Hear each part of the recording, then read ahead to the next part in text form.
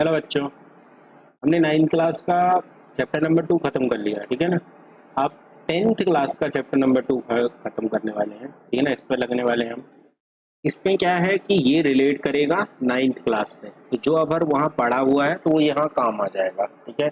वहाँ के वीडियो भी देख सकते हैं 10th क्लास वाले बच्चे, 9th क्लास वाले तो देख ही रहे हैं, ठीक है ना। तो 10th क्लास वाले भी देख रहे हैं। तो चैप्टर का नाम यहाँ पर भी पॉलिनोमियल ही दिया गया है। क्लियर हो गया? देखो ये लिखा हुआ है, in class 9th you have studied polynomial in one variable and their degree.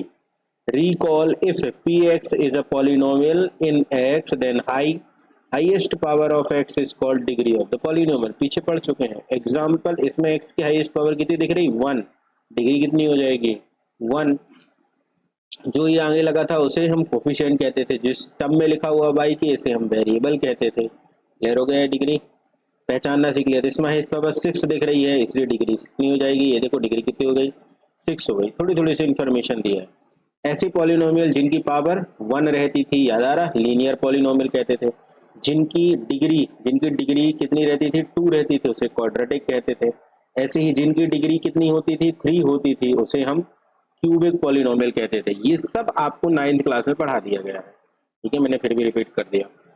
इसके बाद आप आते हैं इन क्यूबिक पॉलिनोमियल में। भी देखो पावर डिग्री कितनी बन रही है? हर बार 3 बन रही है। क्लियर हो गया? आगे वाला coefficient px is a polynomial of in x, then if k is any real number, k एक एनी रियल नंबर है, then in the value of obtain k, अगर x की जगह आप कोई वैल्यू रखते हो x की जगह पर, और उससे जो k आता है ना वो रिप्लेस, जैसे फॉर एग्जांपल px में x इक्वल टू -1 है, तो इसे आप रख दोगे यहाँ पर, एक वैल्यू आएगी ऐसी 4k। तो अब जिस वैल्यू के रखने पर x की वो वैल्यू है ना, द वैल्यू ऑफ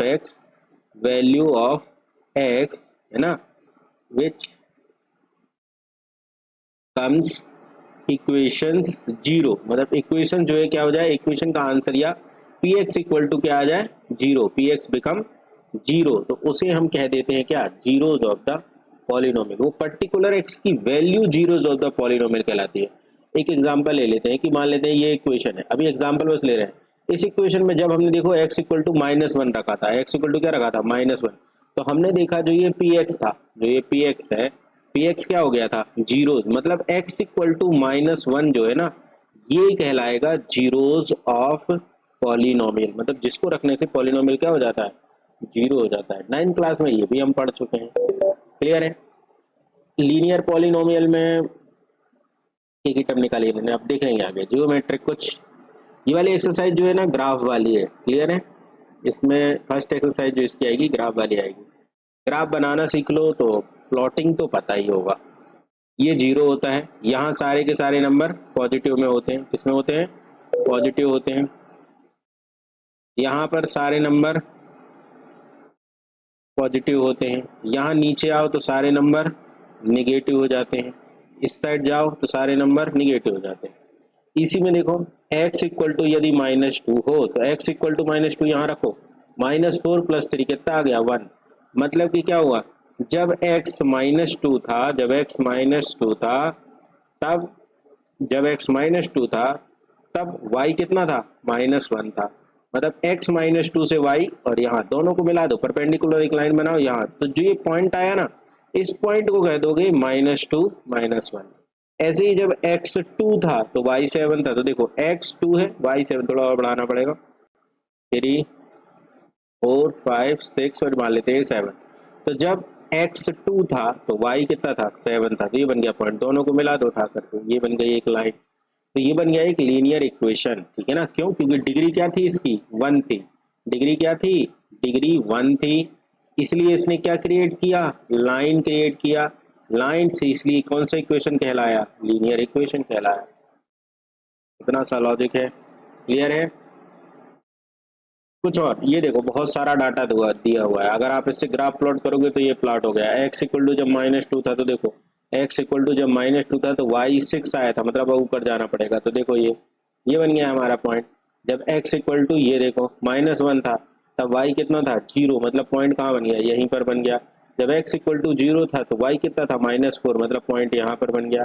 जब x इक्वल टू 1 था तो y इक्वल टू कितना था, जब x इक्वल टू 1 था तो y इक्वल टू 6 था, तो पॉइंट ये आ गया। तो ये पॉइंट है। अब सारे पॉइंटों को जब आप मिला रहे हो ना तो एक ये देखो पैराबोला सा बन रहा है।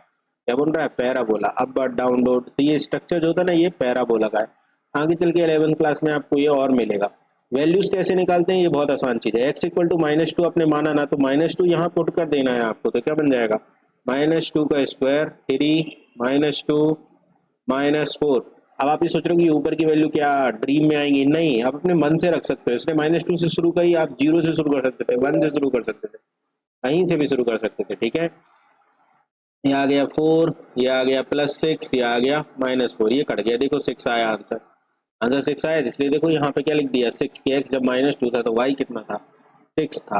तो बस ऐसे ही करना है और ग्राफ प्लॉट करना है। क्लियर हो गया। केस 1 में देखो क्या दिया हुआ है, the graph cut x axis at 2 distinct point a और a dash, the x coordinate a dash 2 zeros of quadratic polynomial. मतलब ये बता रहा है कि जो ये x दो जगह पर कट कर रहा है ना, ये जो दो जगहों पर कट कर रहा है, तो ये आपके यहाँ से जीरोज मिल सकते हैं आपको। ठीक है ना, जो कि इस इक्वेशन में डालेंगे अगर, तो उसको क्या कर देंगे, सेटिस्फाई कर देंगे। उसको क्या कर देंगे, सेटिस्फाई। ठीक है, ये और भी केस बना दिया, एक बार कट रहा तो ओनली वन। थर्ड केस में बना दिया कि x axis is completely so does not cut x axis, है ना, तो नो जीरोस। जब एक्स एक्सिस को कट नहीं कर रहा है तो नो जीरोस, है ना। मतलब अब जो भी वैल्यू इस वाले ग्राफ में आ रही हैं, ये पॉइंट जितने भी आएंगे इस ग्राफ में, अगर उन पॉइंटों को आप इक्वेशन में रखोगे तो वो कभी भी इक्वेशन को जीरो नहीं बनाएंगे। ठीक है ना,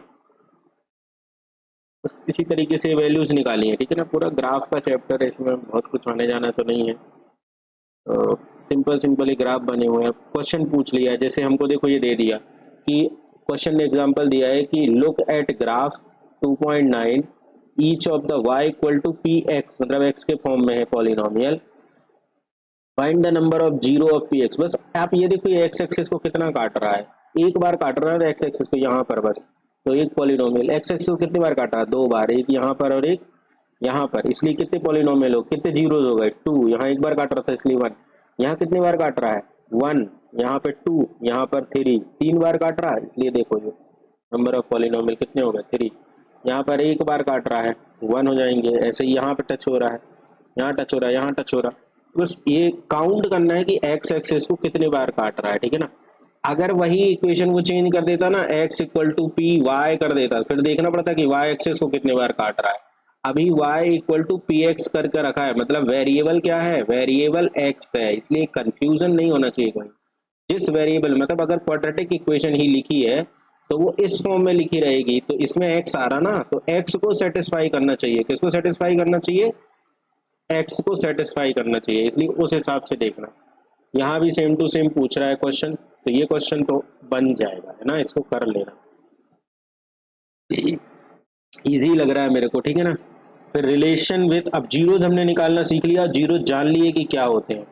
तो जीरो और कोफिशिएंट में पॉलिनोमियल के क्या रिलेशन होता है, इसको हम नेक्स्ट एक्सरसाइज में जानेंगे। ठीक है, क्लियर हो गया ये चीज, कोई डाउट तो नहीं है।